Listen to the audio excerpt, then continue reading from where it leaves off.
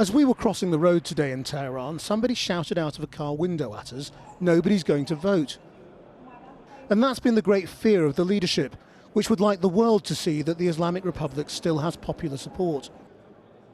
At the polling station the media was invited to today, there was a steady stream of people doing what the Ayatollah calls their national duty.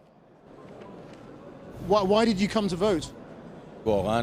I have come here to show Iran's enemies that we, the soldiers of Imam Khamenei, will support the revolution until the last drop of our blood. Our enemies must know that they cannot do a damn thing to Iran because Iran is a top regional power and, God willing, we will make our religion global. The Supreme Leader had his own personal polling station at home this morning. As well as a new parliament, this election is for the Assembly of Experts, which sits for 8 years and will choose a successor if the 84-year-old Ayatollah shuffles off this mortal coil. Pay attention to this, he told people, telling them to vote to disappoint those who wish ill on Iran. A famous veteran of the Islamic Revolution is Abbas Abdi. He explained why, for many, it's come to this level of apathy. The Iranian regime is facing a paradox. On one hand, the revolution was based on public support. On the other, its policy to unify public thought in one direction has been completely rejected by the people, which has led to a significantly lower election turnout. What about the way this regime behaves in terms of the way it treats people, imprisoning people, arresting people, suppressing human rights? The approach of the leader is based on an important premise. He thinks that if he backs down on certain issues, it won't lead to a stronger position. They think backing down will lead to their collapse. That's why they resist any change.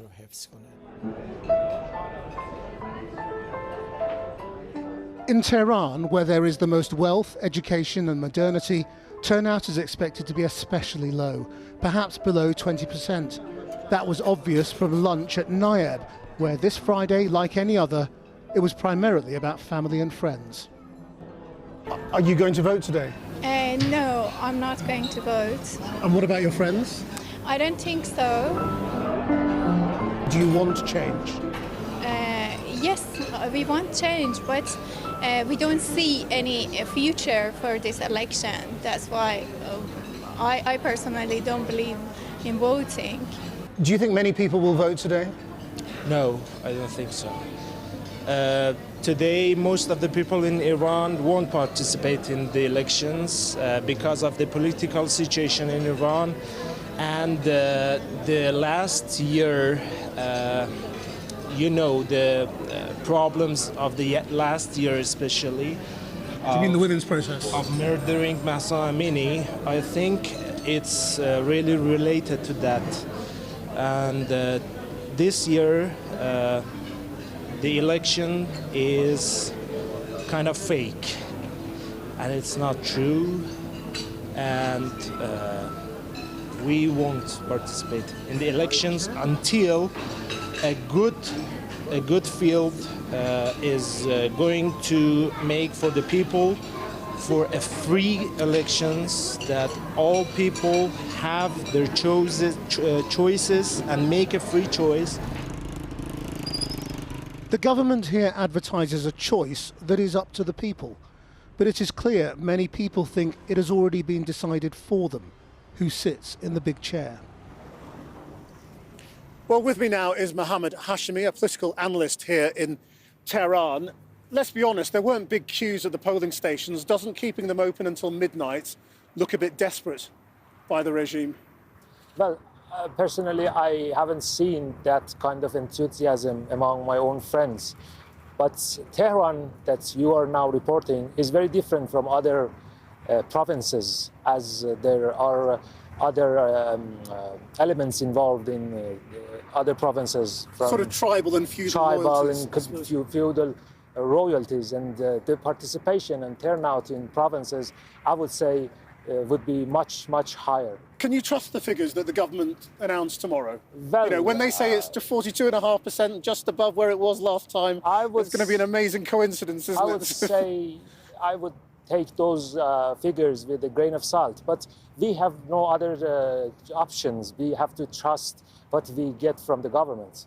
So where do you think we end up at the end of this weekend? Because, I mean, the political makeup isn't going to change dramatically, is it? It is not, but there are people who, former politicians and even from the conservative camp, who have been disqualified, who still have some sort of hope in order to bring about change and force the government, force the establishment to amend the wrongdoings that have taken place. So do you think we end up in a more reforming place or a more conservative place? It all depends. One cannot speculate about the future of these trends. But I personally remain hopeful about the course and the change that could bring about. Because for the outside world looking in on this, I mean, what people want to know is the Iranian regime strengthened? And because right at the moment it's arming the Houthis, it's arming Hamas, it's involved in Hezbollah, Syria, it's sending drones to Russia. Is it going to be emboldened as a result of these elections, or is it weaker? Well, the Iranian government, the establishment have already been emboldened with the process of the political process, developments that have been taking place in the region.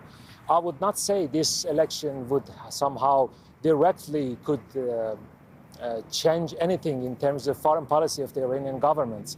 And of course, I would say that the Iranian government is somehow looking to de-escalate tensions because of the situation of the economy, the decline in the trust of the public opinion.